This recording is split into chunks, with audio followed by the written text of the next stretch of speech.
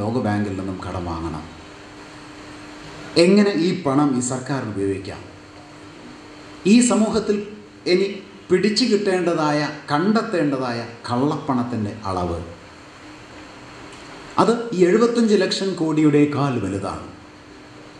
ഒരു രാജ്യത്തെ കുടിവെള്ളം സംസ്ഥാന സർക്കാരിന്, കേന്ദ്ര സർക്കാരിൻ്റെ എല്ലാ സംസ്ഥാന സർക്കാരുകൾക്ക് നടത്തിക്കാവുന്ന മൊത്തം തുക നമ്മുടെ നാട്ടിൽ ലഭ്യമാണ്. ഇതെങ്ങനെ ഉപയോഗിക്കും എന്ന് ചോദിച്ചാൽ അതിന് ഉപയോഗിച്ചതിന് കേരളത്തിലൊരു ചരിത്രമുണ്ട്. അതാണ് EMS പാർപ്പിട പദ്ധതി. അതിന് വേണ്ട പണം മുഴുവൻ ലോൺ എടുത്തത്, കടമെടുത്തത് എവിടെ നിന്നാണ്? സഹകരണ ബാങ്കിൽ നിന്നാണ്. എത്രയുണ്ടെന്ന് പറഞ്ഞ് ഞാൻ ഉറങ്ങാന്ന് തോന്നുന്നു അല്ലേ? മറക്കാണ്ടിരിക്കാനാണ്, ആരോടെങ്കിലും പറയണ്ടേ. 90,000 കോടി രൂപയാണ്. 90,000 കോടി രൂപയാണ് ഒരു സംസ്ഥാനത്ത് ഡെപ്പോസിറ്റ് ചെയ്യുന്ന തുകയാണ് പറയണത്. സഹകരണ ബാങ്കിൽ സംസ്ഥാന സർക്കാർ ഡയറക്റ്റായിട്ട് ആക്സസ് ഉള്ളതാണത്. അത് ഉപയോഗിച്ചു. അതാണ് EMS പാർപ്പിട പദ്ധതി. കുടിവെള്ള മേഖലയിലേക്ക് ഉപയോഗിക്കാൻ എന്താ പക്ഷം? അത് പ്രൈമറി കോപ്പറേറ്റീവ് ബാങ്കുകളിൽ കൃഷിയെ സഹായിക്കേണ്ട എന്നൊരു നയം കൊണ്ടുവരികയാണ്. യെസ്, ഞാൻ നേരത്തെ പറഞ്ഞ പോയിന്റ് ക്ലിയർ ആവാനാണ്. ഏത് ആരാൻ്റെ ഉത്തരവാദി? ഫൈനാൻസ് ക്യാപിറ്റലാണ്. ആ ഫൈനാൻസ് ക്യാപിറ്റൽ നേതൃത്വം നൽകുന്ന നയങ്ങൾ എങ്ങോട്ട് പോകുന്നു എന്നുള്ളൊരു ഉദാഹരണമാണ് ഞാൻ പറഞ്ഞത്. പ്രൈമറി കോപ്പറേറ്റീവ് ബാങ്കിൽ പണം ഉണ്ടോ? ഉണ്ട്. എത്രയുണ്ട്? 90,000 കോടി രൂപ. എങ്ങനെ പോകരുത്? ഇയാളെ ചോദ്യം ഞാൻ മാഷാണെന്നൊരു കുഴപ്പമുണ്ടായിട്ടാണ് പഠിപ്പിച്ച് എങ്ങോട്ട് പോകും? സുലഭമായ വസ്തുവിന് വില കൂട്ടാൻ പറ്റില്ല. അപ്പം എന്ത് ചെയ്യും?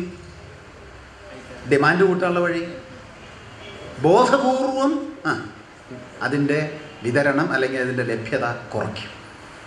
അങ്ങനെ ലഭ്യത കുറയ്ക്കുന്നതിൻ്റെ ഒരു വാക്കാണ് കരിഞ്ചന്ത. വേറൊരു വാക്കാണ് പൂഴ്ത്തിവയ്പ്പ്. ഇതൊന്നും വെള്ളത്തിൽ പറ്റില്ല. കരിഞ്ചന്ത അവിടെ കൊണ്ടുപോയി ഇവിടെ കൊണ്ടുപോയി അത് പറ്റില്ല. അതിന് പകരം അതിൻ്റെ ലഭ്യത കുറയ്ക്കുക. വളരെ സിമ്പിളാണത്. അതിന് ലഭ്യത കുറയ്ക്കണമെങ്കിൽ എന്താ? ഇവിടെ കൃഷി സംരക്ഷിക്കരുത്. കൃഷി സംരക്ഷിക്കരുത് എന്നുള്ളത് അങ്ങനെ പറയാൻ പറ്റുമോ? ഇല്ല. അത് ബാങ്ക് കൃഷിക്ക് കടം കൊടുക്കരുത്. സഹായിച്ചില്ലെങ്കിലോ, ഫിനാൻഷ്യൽ ഇൻപുട്ട് ഇല്ലെങ്കിലോ കൃഷി നഷ്ടം. ഇൻപുട്ട് ഉണ്ടെങ്കിൽ പോലും കൃഷി നഷ്ടമാണ്. അപ്പോൾ ഇൻപുട്ട് ഇല്ലെങ്കിലോ കൃഷി നഷ്ടം. കൃഷി ഇല്ലെങ്കിലോ വെള്ളമില്ല. വെള്ളമില്ലെങ്കിലോ വെള്ളത്തിന് ഡിമാൻഡ്. വെള്ളത്തിന് ഡിമാൻഡുള്ള സമയത്തോ വാട്ടർ അതോറിറ്റി കമ്പനി ആകുന്ന സമയത്തോ പറഞ്ഞോളൂ എന്താണ്? വെള്ളത്തിൻ്റെ വില കൂടി. വെള്ളത്തിൻ്റെ വില കൂടിയപ്പോഴോ പാവപ്പെട്ട മനുഷ്യന് പുറത്ത്. അതൊരു വിഷയം. പറയൂ, അടുത്ത് പറയാം. അതൊരു വിഷയം അല്ല. അതൊരു വിഷയമേ അല്ല. മൂലധനത്തിന് അതൊരു വിഷയമേ അല്ല. ആര് പുറത്തു പോകുന്നു എന്നുള്ളത്, പാർശ്വവൽക്കരണം, പ്രാന്തവൽക്കരണം എന്നുള്ളതൊന്നും മൂലധനത്തിൻ്റെ വിഷയത്തിന് അല്ല. അങ്ങനെ പ്രശ്നമേ ഇല്ല. ആയിക്കോട്ടെ, പ്രശ്നം കാരണമേ ഉള്ളൂ. വെള്ളം പെയ്യാത്തത് അല്ല. ഈ ഭൂമിയിൽ മണ്ണിൽ വെള്ളം പെയ്യുന്നതിൻ്റെ അളവൊന്നും ടോട്ടലായിട്ടും വലിയ വ്യത്യാസമൊന്നും വന്നിട്ടില്ല. കണക്ക് സഹിതം ഞാൻ തെളിയിച്ചു തരാം, ഒരു സംശയവും വേണ്ട. പക്ഷെ അത് സംരക്ഷിക്കുന്നതിന് പല പല കാരണങ്ങളെ കൊണ്ടും അതിൻ്റെ ലഭ്യത കുറഞ്ഞു വരികയാണ്. ഇതിനെല്ലാം കാരണം ഒന്നേ ഉള്ളൂ. മഴ പെയ്യാത്തതിൻ്റെ കാരണമോ, പ്രകൃതി നശിച്ചതിൻ്റെ കാരണമോ, വെള്ളം കിട്ടാത്തതിൻ്റെ കാരണമോ, സബോളയുടെ വില കൂടിയ കാരണമോ ഒക്കെ അതാണ് ഒന്ന് തന്നെയാണ്. കൃഷി നശിച്ചതിൻ്റെ കാരണമോ ഒക്കെ ഒന്ന് തന്നെ. ഒരു സംശയവും വേണ്ട, അത് ഈ നവലിബറൽ നയങ്ങളാണ്. ഈ ആശയമാണ് ജനങ്ങളിൽ എത്തിക്കേണ്ടത്. എന്നാലേ ഈ പ്രശ്നം പരിഹരിക്കത്തക്ക രീതിയിൽ ജനങ്ങൾ നവലിബറൽ സാമ്പത്തിക നയത്തിനെതിരെ അണിനിരക്കുള്ളൂ. കുടിവെള്ളം കിട്ടാത്തതിൻ്റെ കാരണം എന്താ? അത് ഇതാണ്. കൃഷി തകർന്നതിൻ്റെ കാരണം അത് വേറൊന്നാണ്. അപ്പോൾ കുടിവെള്ളം കിട്ടാത്തവരെങ്ങോട്ട് പോയി? അതിനെതിരെ. കൃഷി തകർന്നവരെതിരെയോ? ഇതിനെതിരെ. ഇൻഷുറൻസ് മേഖല തകരാനുള്ള കാരണം എന്താ? അത് വേറൊരു കാരണം. അപ്പോൾ അവരൊക്കെ പാടം അങ്ങോട്ട് പോയി. ഇതിനെല്ലാത്തിൻ്റെയും കാരണം ഒന്നേ ഉള്ളൂ, അത് ഈ നയമാണ്. ഈ ഒരു പോയിന്റ് ചർച്ച ചെയ്യണം. നയമാണ് പ്രശ്നം, വെള്ളമില്ലാത്തതല്ല. നയം കൊണ്ട് വെള്ളം ജനങ്ങൾക്ക് എത്താതെ വരുന്നു, അവർക്ക് ലഭ്യമല്ലാതെ വരുന്നു. എന്താ ഈ നയം? 2 പോയിൻ്റേ ഉള്ളൂ നയത്തിൽ. നവലിബറൽ സാമ്പത്തിക നയം. ചരിത്രം മാത്രം 2 മിനിറ്റ് കൊണ്ട് പറയാം. ആഡം സ്മിത്ത് എന്ന് പറയുന്ന സാമ്പത്തിക ശാസ്ത്രജ്ഞൻ പറഞ്ഞു, ലോക ജനതയുടെ ജീവിത പ്രശ്നങ്ങൾക്കെല്ലാം പരിഹാരമുണ്ടാകും. അല്ലേ? ഒരു ആശയത്തെ നിങ്ങൾ വളർത്തിയാൽ മതി. അത് ഫ്രീ മാർക്കറ്റാണ്, സ്വതന്ത്ര മാർക്കറ്റാണ്, സ്വതന്ത്ര വിപണിയാണ്. സ്വതന്ത്ര വിപണിയെ വളർത്തിയാൽ ലോകത്തെ എല്ലാ പ്രശ്നങ്ങൾക്ക് പരിഹാരം ഉണ്ടാവും എന്ന് പറഞ്ഞ ആളാണ്, മറന്നു ആരാണ്? Adam Smith. ഇത് ഈ പറഞ്ഞതൊക്കെ ശരിയാണ്. ഏത്? കമ്പോളം സ്വയം വളരുമ്പോൾ ഉൽപാദനം വളരും, തൊഴിലവസരം വളരും, ഇതൊക്കെ പറഞ്ഞാൽ ശരിയാണ്. പക്ഷേ നോക്കിക്കോളൂ, ഈ കമ്പോളം തകരും. It's very simple. ഈ കമ്പോളം തകരും എന്ന് മാർക്സ് പറഞ്ഞു. എല്ലാവിധം ഏർപ്പെടാതെ ആർക്കും മനസ്സിലായിട്ടില്ല. ഇത് ആദ്യമായിട്ടല്ലോ നേരെ പറയണത്. കമ്പോളത്തിൽ ഡിമാൻഡ് കൂടുന്നു, അതനുസരിച്ച് സപ്ലൈ കൂടുന്നു, സപ്ലൈ കൂടുമ്പോൾ തൊഴിലവസരങ്ങൾ ഉണ്ടാകുന്നു, തൊഴിലവസരങ്ങൾ ഉണ്ടാകുമ്പോൾ വരുമാനം കൂടുന്നു, വരുമാനം കൂടുമ്പോൾ ഡിമാൻഡ് കൂടുന്നു, ഡിമാൻഡ് കൂടുമ്പോൾ സപ്ലൈ കൂടും, സപ്ലൈ കൂടുമ്പോൾ സൈക്ലിക്കായിട്ട് പ്രോസസ് വരും. ഇതെങ്ങനെ? എന്താ കാരണം എന്ന് ചോദിച്ചു. മാർക്സ് വളരെ സിമ്പിളായിട്ട് പറഞ്ഞു. വേറൊന്നുമില്ല, കേട്ടോളൂ, ശ്രദ്ധിച്ചു കേൾക്കണേ. കാരണം ഇത് സ്വതന്ത്ര മാർക്കറ്റ് ആയതുകൊണ്ട് സ്വകാര്യ വ്യക്തികളാണ് ആ കമ്പോളത്തെ നയിക്കുന്നത് എന്നുള്ളത് കൊണ്ട് ആ കമ്പോളത്തിൽ ഉൽപ്പാദിപ്പിക്കപ്പെടുന്ന സമ്പത്ത് സ്വകാര്യ വ്യക്തികളുടെ കൈവശം എത്തിച്ചേരും എന്നുള്ളത് കൊണ്ട് സമ്പത്തിൻ്റെ ധ്രുവീകരണമാണ് നടക്കുക. അങ്ങനെ സമ്പത്ത് ധ്രുവീകരിക്കപ്പെടുമ്പോൾ ബഹുഭൂരിപക്ഷം വരുന്ന പാവപ്പെട്ടവൻ്റെ വാങ്ങൽ ശേഷി കുറയും. വാങ്ങൽ ശേഷി കുറയുമ്പോൾ അഗ്രഗേറ്റ് ഡിമാൻഡ് കുറയും. അഗ്രഗേറ്റ് ഡിമാൻഡ് കുറയുമ്പോൾ കമ്പോളം തകരും. ഇനി മുതൽ സർക്കാർ ഒരു മേഖലയിലും ഇടപെടരുത്. കേൾക്കട്ടോ? ഇനിയും കേട്ടില്ലെങ്കിൽ ഞാൻ വിചാരിച്ച് നിർത്തില്ല. ഏതിൻ്റെ കാര്യം നമ്മളിപ്പോൾ പറഞ്ഞത്? വാട്ടർ അതോറിറ്റി സ്വകാര്യവൽക്കരണം. എന്തുകൊണ്ട്? ആരാണ് ഇതിന് ഉത്തരവാദി? സാന്ദർഭികമായിട്ട് ഇവിടെ വന്നു പോയതാണോ? ഇന്ത്യയിൽ മാത്രമാണോ ഇത് ചെയ്യുന്നത്? അല്ല. നവലിബറൽ നയം പറയുന്നത് ദി കെയ്ൻസിൻ്റെ സിദ്ധാന്തമാണ് മുതലാളിത്തത്തെ തകർത്തത്. അതുകൊണ്ട് യെസ്, സർക്കാർ എന്ത് ചെയ്യണം? പിൻവലിയണം. Withdrawal of the government. സർക്കാർ പിൻവലിയുക. നോക്കൂ, സർക്കാർ പിൻവലിഞ്ഞാൽ അവിടെ എന്താ ഉണ്ടാവുന്നത്? പഴയ ആഡം സ്മിത്ത് വിഭാവനം ചെയ്ത സ്വതന്ത്ര മാർക്കറ്റ് പുനർജനിക്കുന്നു. സ്വതന്ത്ര മാർക്കറ്റ് പുനർജനിപ്പിക്കുന്ന നയമായതുകൊണ്ട്, സ്വതന്ത്ര മാർക്കറ്റിൻ്റെ നയത്തെ പണ്ട് ലിബറൽ നയം എന്ന് പറഞ്ഞിരുന്നത് കൊണ്ട് സ്വതന്ത്ര മാർക്കറ്റിനെ പുനർജനിപ്പിക്കുന്ന ഈ നയത്തിൻ്റെ പേര് പറയൂ. ലിബറൽ സാമ്പത്തിക നയം ആണ് സംഭവം പറയുന്നത്. അത് മൂലധനത്തിൻ്റെ ദിശ മാറ്റുക എന്നുള്ളതാണ്.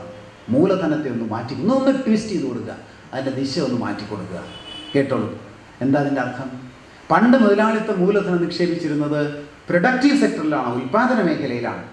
കാരണം ഉൽപ്പാദന മേഖല പണിമുടക്കും, ധാരാളം തൊഴിലാളികളുണ്ടാവും, അവരുടെ അധ്വാനത്തെ കവർന്ന് മൂലധനത്തിന് വളരാൻ പറ്റും. അതുകൊണ്ട് ഉൽപ്പാദന മേഖലയിൽ പണം മുടക്കി. യെസ്, നവലിബറൽ നയം പറയുന്നു, നവലിബറൽ നയം ഇനി മുതലാളിത്തം ഉൽപാദന മേഖലയ്ക്ക് ഊന്നൽ നൽകേണ്ടതില്ല. ഫസ്റ്റ് പ്രയോറിറ്റി കൊടുക്കേണ്ടത് ഉൽപാദന മേഖലയ്ക്ക് അല്ല, മറിച്ച് ഊഹക്കച്ചവട മേഖലയ്ക്കാണ്. നോക്കൂ, പ്രയോറിറ്റി മാറുകയാണ്. ഊഹക്കച്ചവട മേഖലയ്ക്ക് പ്രയോറിറ്റി നൽകണം. ഊഹക്കച്ചവട മേഖലയിലെ മൂലധനത്തിൻ്റെ പേരാണ് ഫിനാൻസ് ക്യാപിറ്റൽ. അതിൻ്റെ മലയാളമാണ് ധന മൂലധനം. അതിന് പ്രയോറിറ്റി കൊടുക്കണം എന്നുള്ളതാണ് ഈ നവലിബറൽ നയം. രണ്ട് കാര്യം. ഒന്ന് പറയൂ, ഇപ്പുറത്ത് സ്വതന്ത്ര മാർക്കറ്റ്. രണ്ട്, മൂലധനം ഏതാണ്? Finance capital. ഫിനാൻസ് ക്യാപിറ്റലിന് അതിനെ വിറ്റും വാങ്ങിയും പണം ഉണ്ടാക്കാൻ പറ്റൂ. വെള്ളം മാത്രമാണോ? അല്ല. ഭൂമി എന്തിനാ? ഒന്ന് പറയാമോ? ഭൂമി എന്തിനാ? ഉൽപ്പാദിപ്പിക്കാനുള്ളതാണ് എന്നാശയം നിലനിന്നാൽ ഭൂമിയിൽ നിന്ന് നെല്ലുണ്ടാവും, പറയൂ, ഗോതമ്പുണ്ടാവും, ജാതിക്കായ ഉണ്ടാവും, എന്തെങ്കിലുമൊക്കെ ഉണ്ടാവും. അതുകൊണ്ട് തിരിച്ചൊക്കെ കാശുണ്ടാവും. പക്ഷേ ആ ഭൂമി തന്നെ കാശുണ്ടാക്കാനുള്ള സാധന എന്ന് വന്നാലോ? ഇപ്പോഴും മനസ്സിലായിട്ടില്ല. എന്താണ് ഭൂമിയിൽ നിന്ന് എന്തുണ്ടാവുക? നെല്ലില്ല, ഗോതമ്പില്ല, അരിയില്ല, പരം എന്തുണ്ടാവും? പണം ഉണ്ടാവും.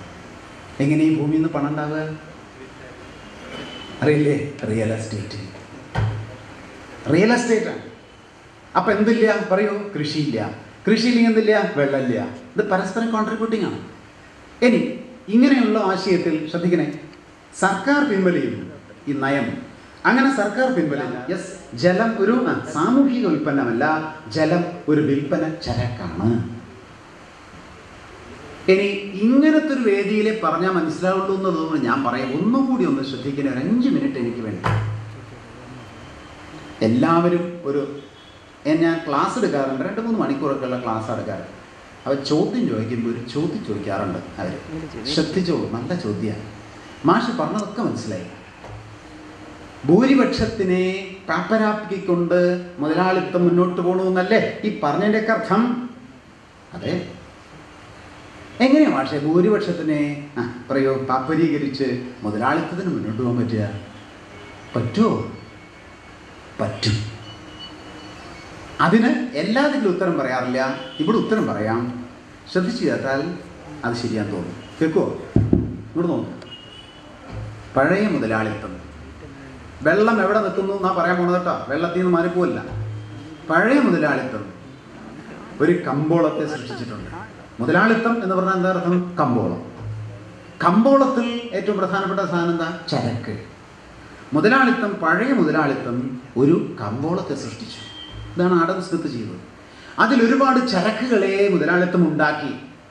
ചരക്കൊന്ന് വെണ്ടക്കായ, മുരിങ്ങക്കായ, പടവലങ്ങ, സോപ്പ്, ചീപ്പ്, കണ്ണാടി, മാംസം, ആട്, കോഴി, ഇതൊക്കെ എന്താണ്? ചരക്കുകളാണ്. വെള്ളം ഒരു ചരക്ക് അല്ല. ഇതൊക്കെ ചരക്കുകളാണ്. ഇനി ശ്രദ്ധിക്കണം, ഈ ചരക്കുകൾ വിറ്റഴിയണമെങ്കിൽ ഇങ്ങോട്ട് നോക്കൂ, ഇങ്ങോട്ട് നോക്കാൻ. ഈ ചരക്കുകൾ വിറ്റഴിയണമെങ്കിൽ ഇത് വാങ്ങുന്ന പാവപ്പെട്ടവരുടെ വാങ്ങൽ ശേഷി ഒന്ന് പറയപ്പ, വാങ്ങൽ ശേഷി വർദ്ധിപ്പിച്ച് കൊടുക്കണം. DA കൊടുക്കണം, കാശ് കൊടുക്കണം. അങ്ങനെ അവൻ്റെ ഡിമാൻഡ് വർദ്ധിപ്പിച്ച് ഈ കമ്പോളം നിലനിർത്താം. ഇത് പൊളിഞ്ഞു. ആധുനിക മുതലാളിത്തം പുതിയൊരു കമ്പോളത്തെ സൃഷ്ടിച്ചിരിക്കുന്നു. കണ്ടോ? അതെ, പുതിയൊരു കമ്പോളത്തെ സൃഷ്ടിച്ചിരിക്കുന്നു. കൂടെ നോക്കൂ, ഞാൻ ഡാൻസ് കളിക്കാമെന്നല്ലാണ്ട് കേൾക്കുന്നുണ്ടോ? പുതിയൊരു കമ്പോളത്തെ സൃഷ്ടിച്ചിരിക്കുന്നു. ഇതാണ് കമ്പോളം. ആ കമ്പോളത്തിൽ വെണ്ടക്കായും മുരിങ്ങക്കായും സോപ്പ് ചീപ്പ് കണ്ണാടി ഒന്നും അല്ല ചരക്കുകൾ. ഇതാണ് വിഷയം. ഇത് പുതിയ കമ്പോളമാണ്. പുതിയ മുതലാളിത്തം, ആധുനിക മുതലാളിത്തത്തിൻ്റെ പുതിയ കമ്പോളം. ആ കമ്പോളത്തിലുള്ള നമ്പർ 1 ചരക്ക് ഭൂമിയാണ്. അപ്പം പോയി എന്താ? കൃഷി. കേൾക്കണില്ല? ഒന്നും ഞാൻ പറയുന്നതിന് മുമ്പ് നിങ്ങൾ ഇങ്ങോട്ട് പറയേണ്ടതാണ്. കേൾക്കുന്നുണ്ടോ? ഭൂമിയിൽ ഉണ്ടെന്നേ വെണ്ടക്കായ ഒന്നും. പക്ഷെ അന്നത് ചരക്കല്ല, അത് കാശുണ്ടാക്കാനുള്ളതല്ല, ഭക്ഷണത്തിന് വേണ്ടിയിട്ടുള്ളതാണ്. മുതലാളിത്തം അതിനെന്താക്കി എന്ന് പറയൂ? മുതലാളിത്തം അതിനെന്താക്കി? ചരക്കാക്കി. ചരക്കാക്കുമ്പോ പറയൂ, മറ്റേതടിക്കണേത് മനസ്സിലായില്ല? എന്താ? കേൾക്കുന്നുണ്ടോ? മറ്റതടിച്ച് പൂവിനെ കളഞ്ഞ് ധാരാളം ഉണ്ടാക്കി പറയൂ, കൊണ്ട് വിറ്റ് കാശുണ്ടാക്കണം. അപ്പൊ ചരക്ക് എന്തിനുള്ളതാ? ഭക്ഷണത്തിനല്ല. പറയൂ, ഭക്ഷണത്തിനല്ല, കാശുണ്ടാക്കാനുള്ളതാ. അപ്പൊ അത് എത്ര കൂടുതൽ ഉണ്ടാക്കണം? അതാ പണി. അതിനാണ് DDT മറ്റത് കട്ടിച്ച്. അപ്പൊ ക്യാൻസർ, തേങ്ങ മാങ്ങ, അത് വേറെ ഭാഗത്ത് കൂടെ വരണം. വെള്ളത്തിൽ മുഴുവൻ പറയൂ പെർസിസ്റ്റന്റ് ഓർഗാനിക് പൊള്യൂട്ടൻസ് ധാരാളം. കാരണം എന്താ? ഈ അടിക്കുന്ന മുഴുവൻ ഇതിലാണ്. വളം ഇഷ്ടം പോലെ, നൈട്രജൻ ഇഷ്ടം പോലെ ഇട്ട് കൊടുക്കും. യൂറിയ ധാരാളം. കേൾക്കണ്ട? ഇഷ്ടം പോലെ ഇട്ട് കൊടുക്കും. ഈ ചെടിക്ക് ആകെ ഇടുന്ന വളത്തിന്റെ ഒരു ചെറിയ അംശം വേണ്ടു. ബാക്കി നൈട്രജനൊക്കെ വെള്ളത്തിൽ എടുക്കുക, മണ്ണിൽ എടുക്കുക. അതെല്ലാം വാട്ടർ സോളിബിൾ ആണ്. വാട്ടർ സോളിബിൾ ആയിട്ടുള്ളവരെല്ലാം നല്ല മഴ പെയ്യും. മഴ പെയ്യുമ്പോൾ പോറോസിറ്റി ഇല്ലാത്ത മണ്ണ്, പോറോസിറ്റി ഒട്ടുമില്ലാത്ത വലിയ വലിയ അളകളുള്ള മണ്ണായി. കാരണം ജൈവാംശം ഇല്ല, രാസാംശം മാത്രം. പോറോസിറ്റി കുറഞ്ഞു. യെസ്, ഈ വെള്ളം മുഴുവൻ ഈ നൈട്രജൻ അടങ്ങുന്ന സംയുക്തങ്ങളെ ലയിച്ച് ചെയ്ത് അതെല്ലാം എവിടെ എത്തി? നമ്മുടെ കിണറുകളിലും അതല്ലേ കുളങ്ങളിലും എത്തി. അപ്പൊ കുളങ്ങളില് പേരിന് ഇങ്ങനെ നിന്നിരുന്ന ആഫ്രിക്കൻ പായല് പറയൂ,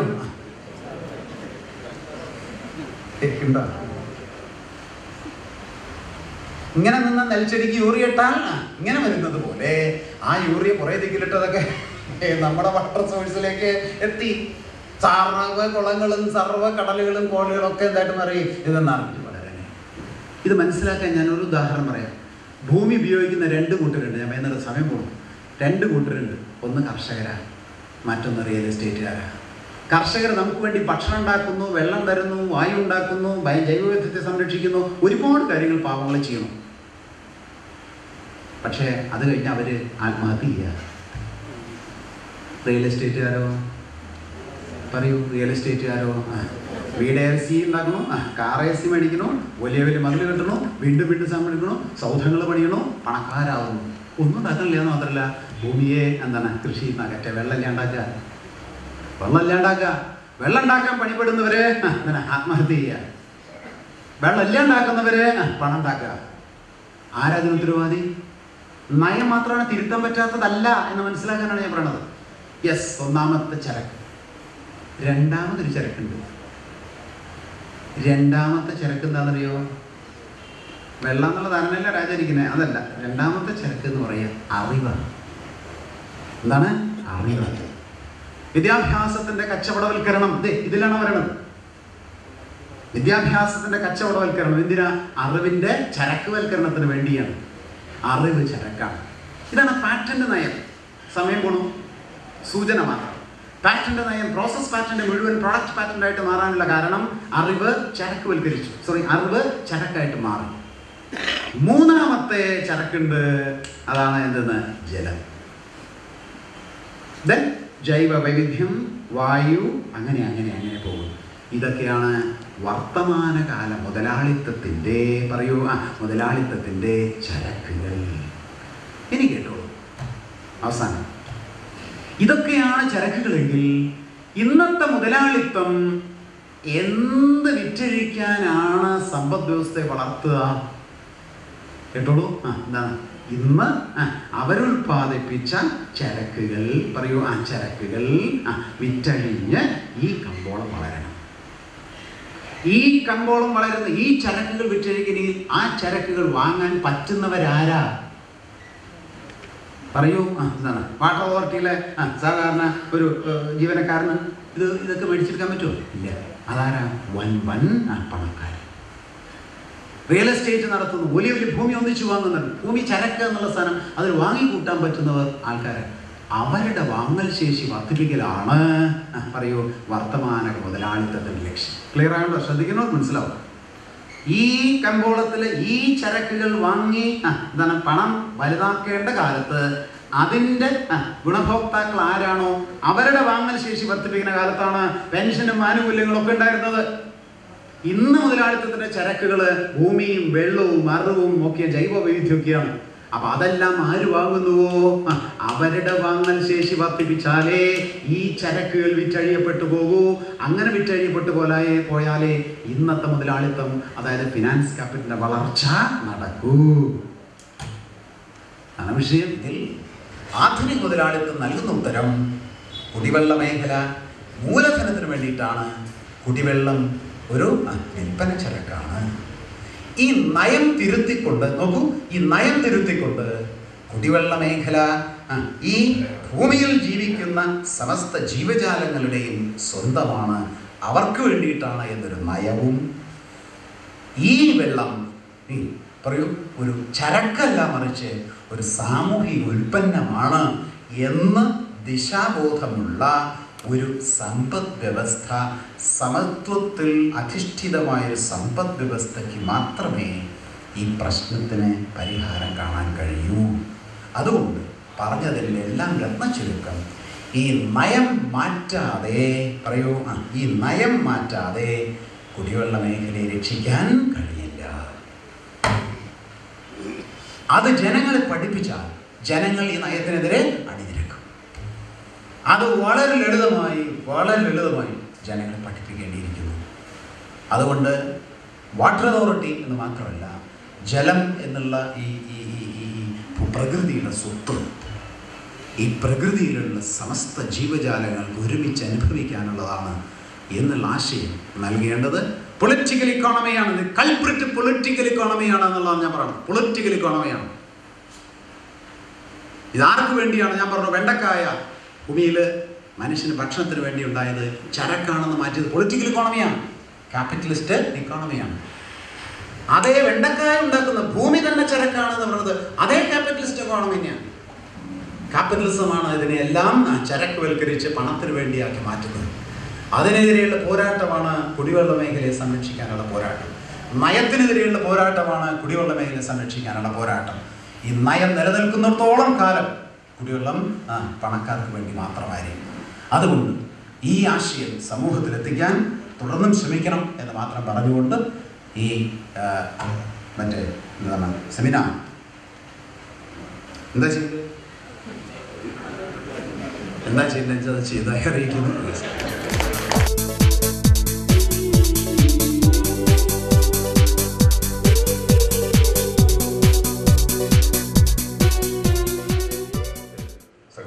സഹപ്രവർത്തകരെ, സുഹൃത്തുക്കളെ, വളരെ മനോഹരമായിട്ടും ലളിതമായിട്ടും ഞാനടക്കമുള്ള എൻ്റെ പിൻഗാമികളൊക്കെ പറയാനുള്ളത് പറഞ്ഞു കഴിയുമെന്നാണ് എനിക്ക് തോന്നുന്നത്.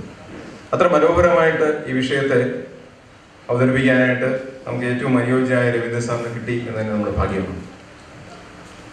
സാറ് പറഞ്ഞതിൻ്റെ ബാഹ്യമായിട്ടുള്ള കാര്യങ്ങൾ മാത്രമാണ് എനിക്ക് പറയാനുള്ളത്. അടിസ്ഥാനപരമായിട്ടുള്ള കാര്യം സാറ് വളരെ ലളിതമായിട്ട് വളരെ സുന്ദരമായിട്ട് പറഞ്ഞു കഴിഞ്ഞു. ഇത് ആണ് ഇതിൻ്റെ അടിസ്ഥാനമായിട്ടുള്ള കാര്യം. പക്ഷെ നമ്മൾ കാണുന്ന കുറെ മുഖങ്ങളുണ്ട്, സർഫസിൽ കാണുന്ന കുറെ കാര്യങ്ങൾ. ഇനി എനിക്ക് അത് മാത്രമേ പറയാനുള്ളൂ. അപ്പൊ അത് മാത്രം പറഞ്ഞുകൊണ്ട്, ഏറ്റവും ചുരുങ്ങിയ വാക്കുകളിൽ അത് മാത്രം പറഞ്ഞുകൊണ്ട് ഞാൻ നിർത്താം. നമുക്കറിയാവുന്ന പോലെ ഈ മേഖലയിൽ നമ്മൾ മാനിഫെസ്റ്റ് ചെയ്ത് കാണുന്ന ഏറ്റവും പ്രധാനപ്പെട്ട വിഷയങ്ങൾ എന്ന് പറഞ്ഞാൽ ജലലഭ്യത ഇല്ലായ്മ, ഗുണനിലവാര പ്രശ്നം. ഇതാണ് അടിസ്ഥാനപരമായിട്ടുള്ള നമ്മൾ അനുഭവപ്പെടുന്ന കാര്യം. പക്ഷേ ഇതിനെ തരണം ചെയ്യാനായിട്ട് നമ്മൾ മൂന്നാമതൊരു സംവിധാനം ഉണ്ടാക്കി, ഈ സർവീസ് ഡെലിവറി എന്ന് പറയുന്ന നമ്മളൊക്കെ പോലുള്ള സ്ഥാപനങ്ങൾ വഴി നടത്തുന്ന പ്രവർത്തനങ്ങൾ.